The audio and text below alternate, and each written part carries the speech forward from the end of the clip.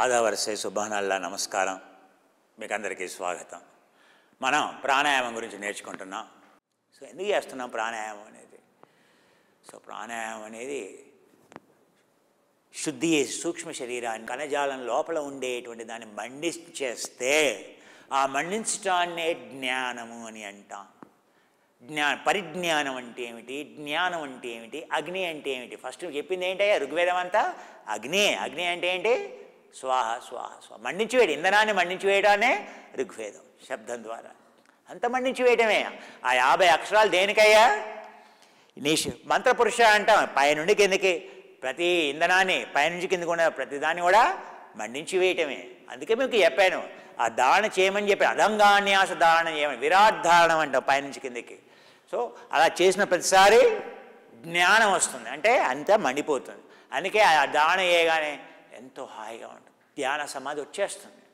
అది ఏం సమాధి? సమ్యక్ సమాధి అని అంటాం.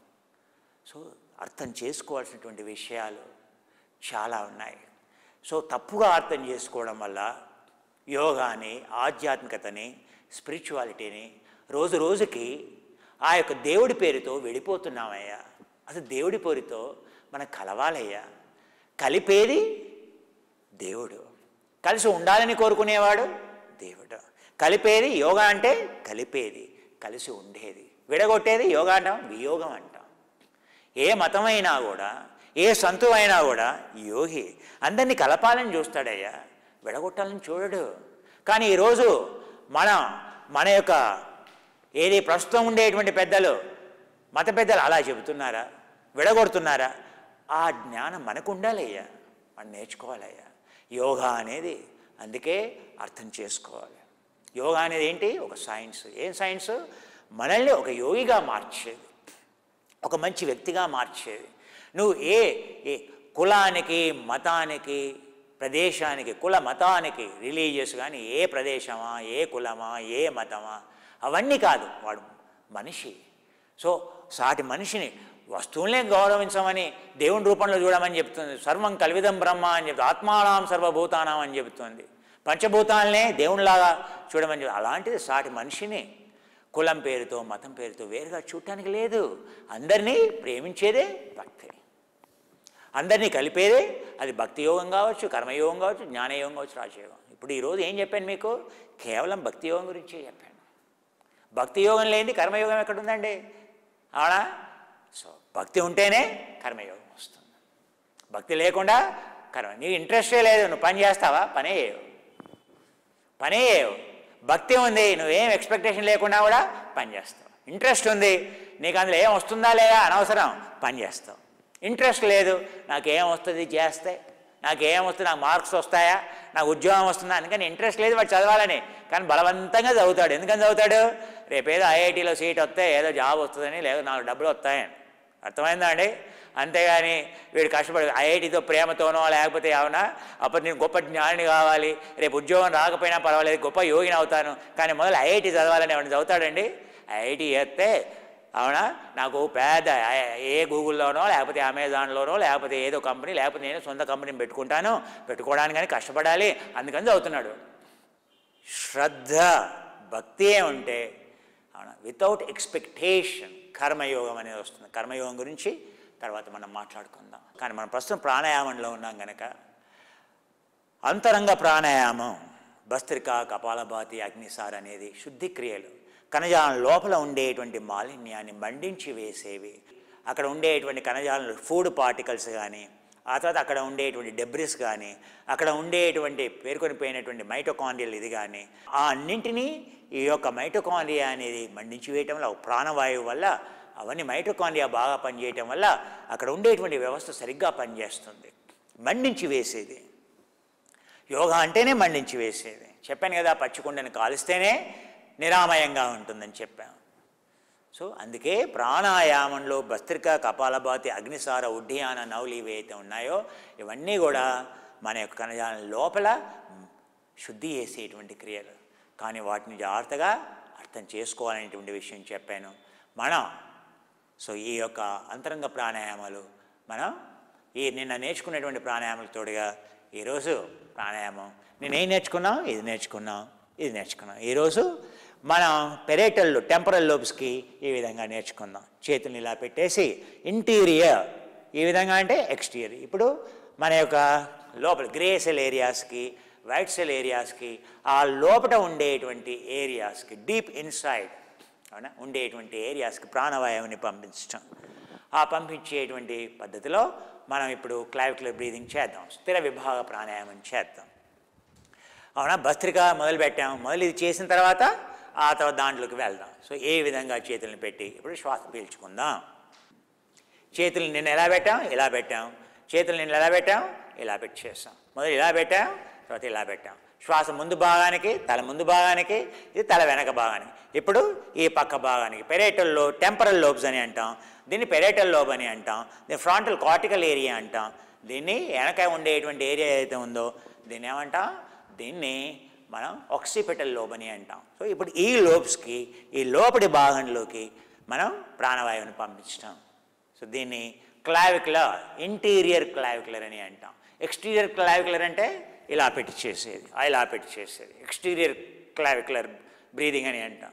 దీన్ని ఇంటీరియర్ అని అంటాం. ఇప్పుడు చేద్దాం. శ్వాసే పీల్చు 2 3 4, ఆపి పెట్టు 2 3 4, శ్వాస వదిలిపెట్టు 3 4 5 6, ఆపి పెట్టు. శ్వాసే పీల్చు 2 3 4, ఆపి పెట్టు 2 3 4, శ్వాస వదిలిపెట్టు 3 4 5 6, ఆపి పెట్టు.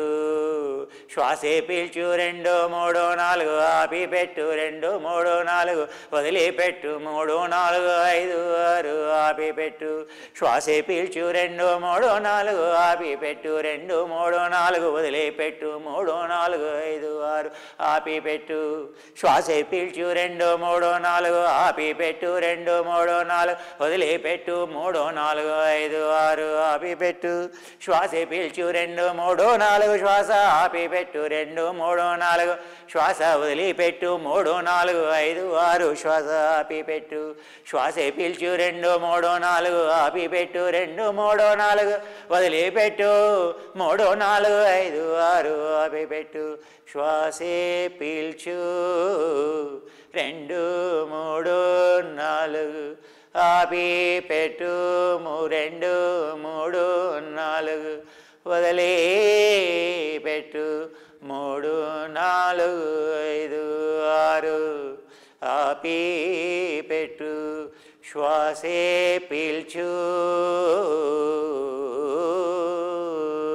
నెమ్మదిగా చేతులకి కిందకి. చూసారు కదా, ఇది బయట ప్రాణాయామం. ఇది ఏం చేసాం, ఇంటీరియర్ చేద్దాం. ఇక్కడ కూడా ఇంటీరియర్ ప్రాణాయామం, దీన్ని ఇంటీరియర్ ప్రాణాయామం అని అంటాం. ఏ విధంగా పెట్టి చేసేటువంటి ప్రాణాయామం. నిన్న ఏం చేసాం, ఇది చేసాం, ఇది చేసాం. ఇప్పుడు ఏం చేద్దాం, ఇంటీరియర్ ప్రాణాయామం.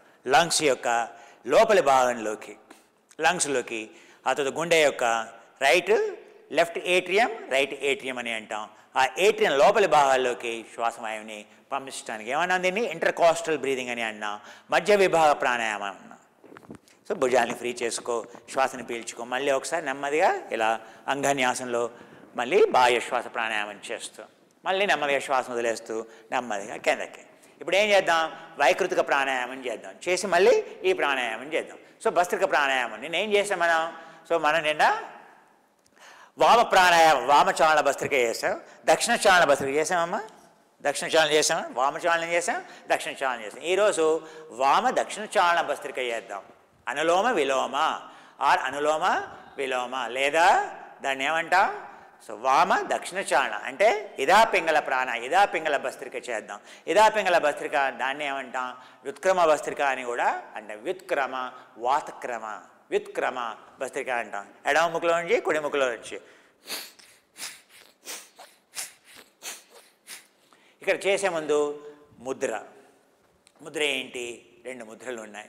సో దీన్ని ఏ ముద్ర వేరు, ఆ తర్వాత దీన్ని నాసికాగ్ర ముద్ర అని అంటాం. దీన్ని ఏమంటాం, నాసికాగ్ర ముద్ర అని అంటాం. ఈ విధంగా పెట్టేటువంటి ముద్ర, ఇది పెట్టేటువంటి ముద్ర, ఈ విధంగా పెట్టేటువంటి ముద్ర. చూసారు కదా, ఈ 2 వేలని ఇక్కడ, ఇది రింగ్ ఫింగర్. ఈ రింగ్ ఫింగర్ని ఇక్కడ ఇలా పక్కకి తిరిగి చూస్తే ఇంకో ఈ రింగ్ ఫింగర్ ఇక్కడ సెప్టమ్ బోన్ అనేది ఉంటుంది. ఇక్కడ బోన్ అనేది ఇక్కడ తాకితే ఇక్కడ బోన్ ఉంటుంది. ఆ బోన్ మీద ఈ వేలు ఇది ఎక్కడ టెన్షన్ ఉండకూడదు, వేళ్ళలో చక్కగా ఇలా పెట్టుకోవాలి, వదులుగా పెట్టుకోవాలి. దీన్ని ఇది ఆజ్ఞ భ్రూ మధ్యం పైన ఆజ్ఞాచక్రంలో పెడుతున్నాం. ఆ తర్వాత ఈ వేళలో కూడా టెన్షన్ ఉండకూడదు. సో దీన్ని ఎడమనాసి గుండా పీల్చుకున్నప్పుడు మొదట సో ఇది ఓపెన్ ఉంటుంది. తర్వాత దీన్ని మూసి దీన్ని ఇప్పుడు ఏం చేస్తున్నాం మనం, దక్షిణ వామ దక్షిణాటం ఇటువైపు తిరిగాము. సో ఈ విధంగా కంట్రోల్ చేస్తున్నాం, ఈ విధంగా కంట్రోల్ చేస్తున్నాం. సో ఈ విధంగా పెట్టి ఈ విధంగా సో ఈ యొక్క రింగ్ ఫింగర్ అనామిక యొక్క పొజిషన్ అలాగే ఉంటుంది. మన యొక్క మధ్యమ మరియు తర్జని ఇక్కడ పైన ఆజ్ఞాచక్రం పైన ఉంటుంది. మన యొక్క ఇది నాసిక ఊర్ధ్వబాహంలో ఉంటుంది, సెప్టమ్ బోన్ పైన ఉంటుంది. మనం కనిష్ట మరియు అంగుష్ట మధ్యలో మన యొక్క నాసిక పుటాలని మనం కంట్రోల్ చేస్తున్నాం. సో దీన్ని ఏమంటాం, నాసికాగ్ర ముద్ర అంటాం, నాసికా ముద్ర అంటాం. నాసికా ముద్ర అనేది దీన్ని నాసిక ముద్ర అంటాం. అయ్యంగారు కానీ కృష్ణమాచార్యుల వారు కానీ ఈ ముద్ర గురించి చెప్తారు. ప్రాణాయామం ఇది కొంచెం క్లిష్టంగా ఉంటుంది. ఈ చూపుడు వేలిని మధ్య వేలిని తర్జనిని మధ్యమని ఇక్కడ ఉంచాం. ఇక్కడేమో ఇలా ఉంచేస్తాం, ఇలా ఉంచి ఇలా మడిచి ఏది మీ యొక్క అంగుష్టం యొక్క బేస్ ఇది ఉందిగా, థైరాయిడ్ పారాథైరాయిడ్ అని అంటాం. ఈ బేస్లో ఈ రెండు వేలని ఉంచుతాం. ఇది ఉంది కదా, ఈ బేస్ ఏదైతే ఉందో ఈ యొక్క తంబు యొక్క బేస్లో ఈ రెండు వేలని నొక్కి దీన్ని ఏమంటాం, ఫైర్ ఎలిమెంట్ అని అంటామని నేర్చుకున్నాం మనం, అవునా. సో దీన్ని అగ్ని అని అంటాం. సో దీన్ని ఆకాశతత్వం వాయుతత్వం దీన్ని ఉంచి దీన్ని ఏం చేస్తున్నాం, అనామికని సాలిడ్ అని అంటాం, కంట్రోల్ చేస్తున్నాం. దీని అగ్నిని, అవునా. రైట్ నాస్ట్రిల్ ఏంటి, అగ్ని, అందుకనే తంబుని ఏమంటాం, అగ్ని అంటాం. అందుకే దీన్ని అగ్ని. సో తంబుని దేంతో కంట్రోల్ చేస్తున్నాం, రైట్ నాస్ట్రిల్ని కంట్రోల్ చేస్తుంది తంబు. ఇదేం తత్వం, చల్లతత్వం. ఇదేంటి, యూరిన్, అవునా. జలతత్వం అంటే ఆపోతత్వం అంటాం. అందుకే ఇది కూల్ చేస్తుంది. అందుకే ఇదాన్ని ఏం చేస్తాం, కనిష్టని వాడతాం, దీనికి ఫైర్ని వాడతాం. రైట్ అనేది ఫైర్ని, లెఫ్ట్ అనేది వాటర్ని. ఆపో జ్యోతి, జ్యోతి అనేది రైట్, ఆపో అనేది లెఫ్ట్. ఆపో జ్యోతి రసోమృతం. అర్థమైందా అండి. అంత ఇది యాక్చువల్ విషయం. ఇదా పింగళ అని అంటాం. అక్కడ ఏంటి తెలుసుకోవాల్సింది, ఏ ఫింగర్స్ని వాడతాం, ఎందుకు వాడుతున్నాం మీరు అడగచ్చు. ఎందుకు ఇలాగే వాడాలి, ఎందుకు ఈ ఫింగర్నే వాడాలి. ఇది ఫైర్ని కంట్రోల్ చేసేటువంటిది, ఇది వాటర్ని కంట్రోల్ చేసేటువంటిది. కుడి నాసిక అనేది పింగళ అంటాం. ఇది సూర్యనాడి అని అంటాం, లేదా ఇది సింపథెటిక్ నర్వస్ సిస్టమ్ అని అంటాం. ఎడమ నాసిక అనేది వామనాసిక అనేది, ఎడమ నాసిక అనేది చంద్రుని యొక్క నాసిక. హకారేణ చంద్రేణ టకారేణ సూర్యేణ హఠయోగ ముచ్యతే. హఠయోగం అంటే ఏం చెప్తున్నాడు, హకారం అంటే ఇదా అని, చంద్రనాడి అని. ఆ తర్వాత సో పింగళ అంటే కుడి నాసిక అంటే, ఠకారం అని అంటే కుడి నాసిక అని, సూర్యుడని చెబుతున్నాడు. హఠయోగం అంటే ఏంటి, రెండింటిని బ్యాలెన్స్ చేసేది. కుడి నాసిక అంటే ఎడమ మెదడు, ఎడమ నాసిక అంటే కుడి మెదడు. ఈ రెండింటిని సింక్రనైజ్ చేసేది, రెండింటిని సమంగా పనిచేసేది, రెండింటిని కలిపేది. వియోగంలో పనిచేస్తున్నాయి, ఆ రెండింటిని కలిపి పనిచేస్తే ఐన్స్టైన్ లాగా అద్భుతంగా రాణిస్తావు. ఐన్స్టైన్ మీద ఉండేటువంటి డాక్యుమెంటరీ మీరు చదివితే మీకు అర్థమవుతుంది ఐన్స్టైన్ ఎందుకు అంత గొప్పవాడు. లాజికల్ ఎబిలిటీ ఉంది, క్రియేటివిటీ ఉంది, సృజనాత్మకత ఉంది, మరియు లాజికల్ ఎబిలిటీ. సో చక్కగా లాజిక్ స్టెప్స్ అన్నీ కూడా వచ్చు. చాలా గొప్పనటువంటి వ్యక్తి ఐన్స్టైన్. అంటే ఎందుకని ఆయన లెఫ్ట్ బ్రెయిన్ రైట్ బ్రెయిన్ కలిపేటువంటి వ్యవస్థ అయితే ఉందో, కార్పస్ కలోజం అయితే స్ట్రాంగ్గా ఉంది. ఆయన left brain right brain gap లేదు. ఆ లెఫ్ట్ బ్రెయిన్ రైట్ బ్రెయిన్లో ఉండేటువంటి అయితే గ్రూవ్స్ అని అంటాం, ఎంత డీప్ ఉంటే అంత బ్రెయిన్ డెవలప్ అయినట్టు లెక్క. ఎంత లోపలికి ఎంత ముడతలు ఉంటే ఆ ముడతలు అనేవి ఎంత లోనగా ఉంటాయి. ఇప్పుడు నుదుటిని నేను ఇలా అన్నాను, ఇలా అన్నప్పుడు మీకు కనిపిస్తున్నాయి కదా, ఇలా ముడతలు కనిపిస్తున్నాయి, అవునా. అలాగే బ్రెయిన్లో ఇలా ముడతలు, ఎన్ని ముడతలు ఉంటే అంత డీప్ నాలెడ్జ్ ఉన్నట్టు లెక్క, అంత డీప్ అండర్స్టాండింగ్ ఉన్నట్టు లెక్క, అంత అవగాహన ఉన్నట్టు లెక్క. ఐన్స్టీన్ యొక్క brain left brain right brain ఈక్వల్గా అలాంటి గ్రూవ్స్ అనేవి చాలా లోతుగా ఉన్నాయి. ఆ తర్వాత రెండింటిని కలిపేటువంటి కార్పస్ కలోజం ఎంత లావుగా ఉంటే అంత మంచిది. అది చాలా లావుగా ఉంది. సో అది ఒక గొప్ప విశేషం. సో ఎడమ నాసిక కుడి మెదడు, కుడి నాసిక ఎడమ మెదడు, ఈ రెండు మెదడుల్ని ప్రోగ్రామ్ చేసేది, ఈ రెండు మెదడుల్ని ఫైర్ చేసేది, ఈ రెండు మెదళ్ళకి ప్రాణవాయువుని పంపించేది. సో ఇదేమో క్రేనియల్ నర్వస్ సిస్టమ్ని యాక్టివేట్ చేసేది, ఇదేమో సింపథెటిక్ నర్వస్ సిస్టమ్ని యాక్టివేట్ చేసేది, మెటబాలిజాన్ని యాక్టివేట్ చేసేది, ఇది మెటబాలిజాన్ని తగ్గించేది. ఈ రెండు సమపాలల్లో ఉండాలి.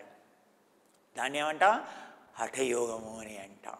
సో ప్రాణాయామం అనేది ఆసనం వేసినా కూడా అందుకే, ప్రాణాయామం చేసినా కూడా అందుకే. హఠయోగంలో ఉండే ప్రతి అంగం కూడా దేనికి?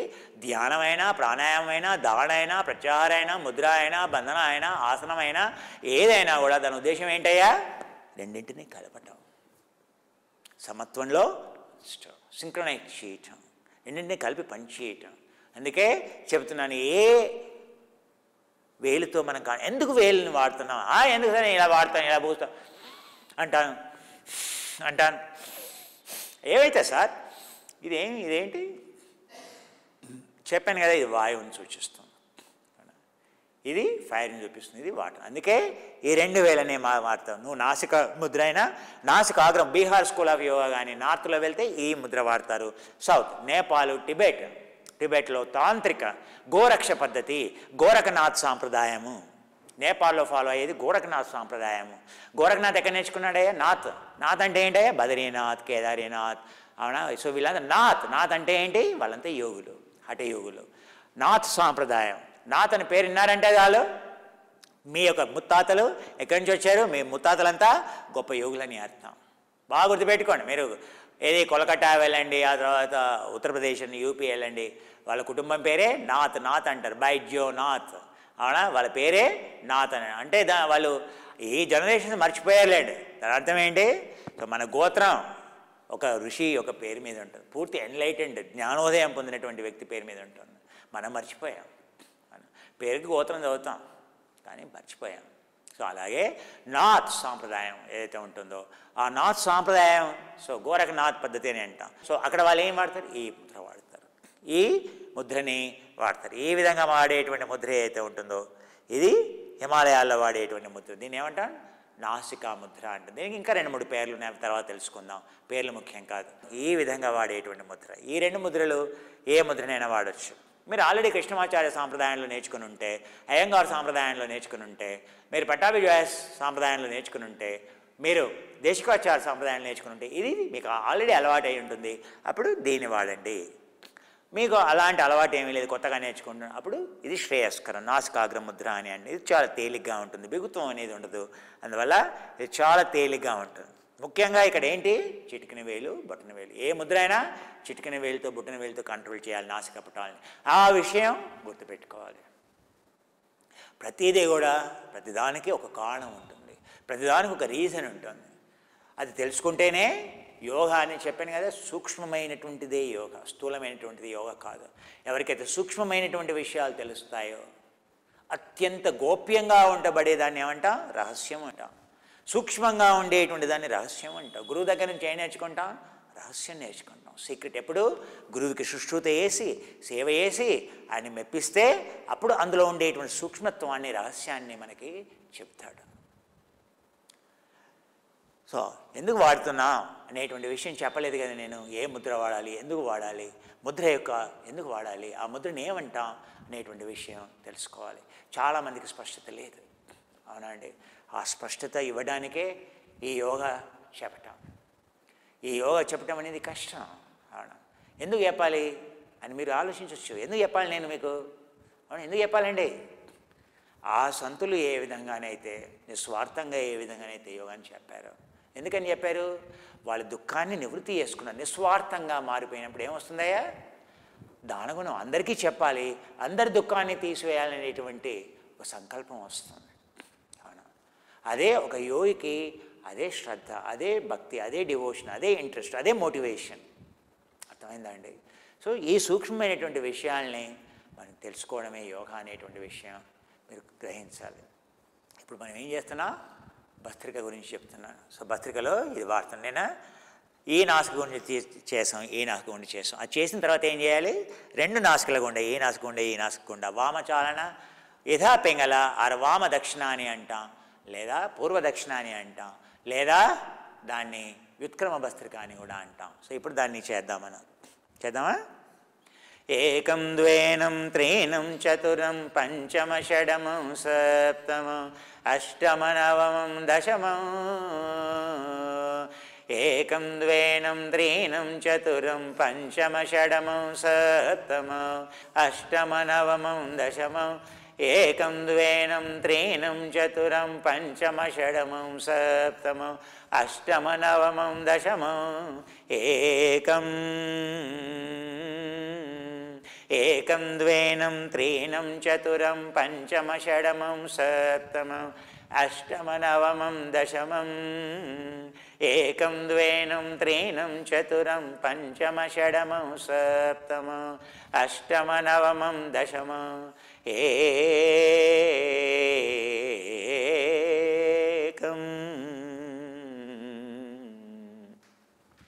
రెండు నాసికలు 21 times. అందుకని అలా చేయాలి. రెండు నాసికలు గుండా చేస్తాం. భస్త్రిక అంటే చెప్పాను కదా 20 సార్లు 20 times అని మినిమం చేయాలి. అలా 40 times చేయాలి. అలా 40, 42, 21, 21, 42 అలా చేయాలి. చేసావా? కష్టమైంది ఏమన్నా? ఏం కాలేదు. దీన్ని ఏమంటాం? ఇలా వేగంగా తీసుకునేది, వేగంగా పీల్చేది ఏమన్నా? భస్త్రిక. భస్త్రిక అంటే శ్వాస పీల్చుకోవడం వదిలేయడం సమానంగా ఉండాలి.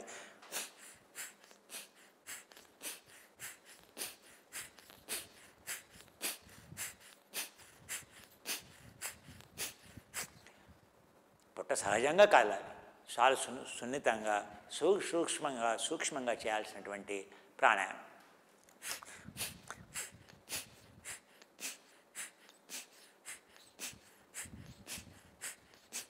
నేను ఎప్పుడైనా చేయవచ్చు.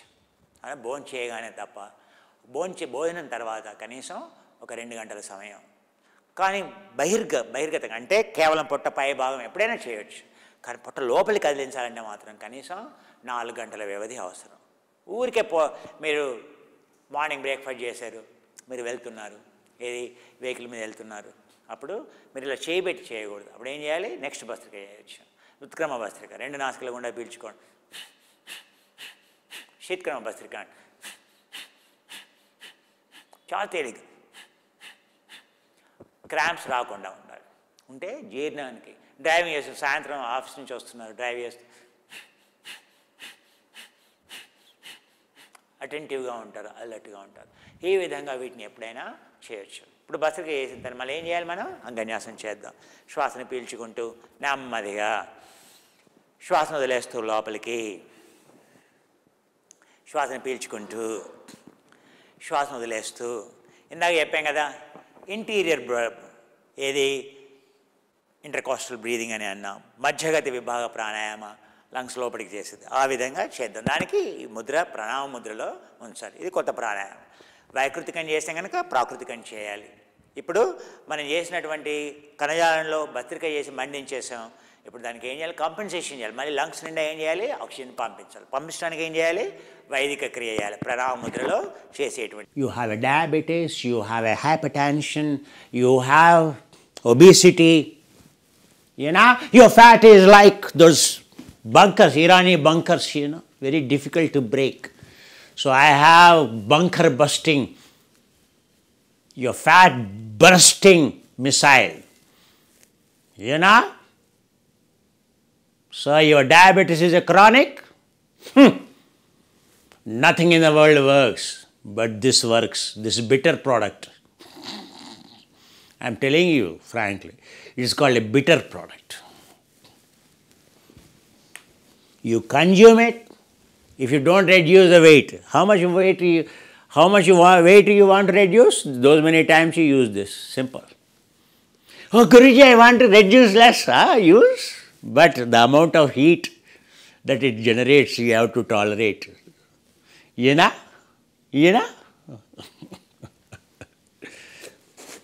Magic product. So this is a new version because for our old students I need to explain. These are all the natural ingredients so that time to time every batch will be different when we procure, right? They will not, natural ingredients, even at the same percentage of purity, natural ingredients will not be the same.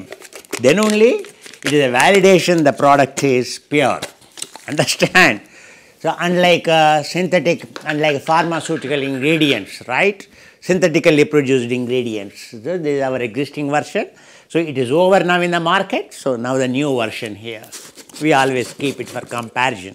So I will show you today because it's one of the your sugar bursting, your blood glucose regulating, and your body fat regulating magic nutrition it is. You can see the striking difference between the existing this. This is more yellow color, this is more of green color. It's the same product, right?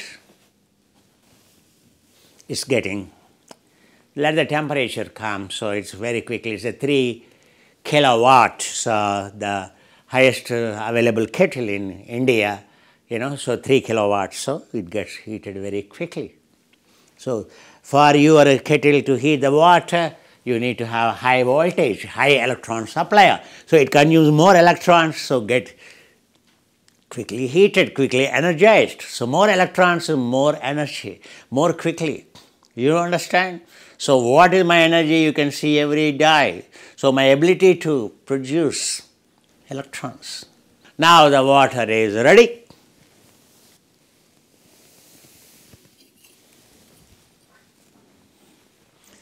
This is the old this